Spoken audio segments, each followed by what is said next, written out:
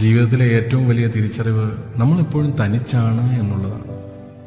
ആരെങ്കിലും നമ്മളോട് ചോദിക്കുകയാണ് നിങ്ങളുടെ സ്വന്തക്കാരാരാണെന്ന് ചോദിച്ചാൽ അവരോട് പറയണം, അവസ്ഥ നല്ലതാണെങ്കിൽ എല്ലാവരും സ്വന്തക്കാരാണ്. അവസ്ഥ മോശമായാൽ സ്വന്തക്കാരുമില്ല, ബന്ധുക്കളുമില്ല, കൂട്ടുകാരുമില്ല. അപ്പോൾ സാഹചര്യത്തിനൊത്ത് കൂടെ നിൽക്കുന്നവരാണല്ല. ഈ ഒരു തിരിച്ചറിവുണ്ടായാൽ ജീവിതത്തിൽ നമ്മൾ തോറ്റുപോകത്തില്ല.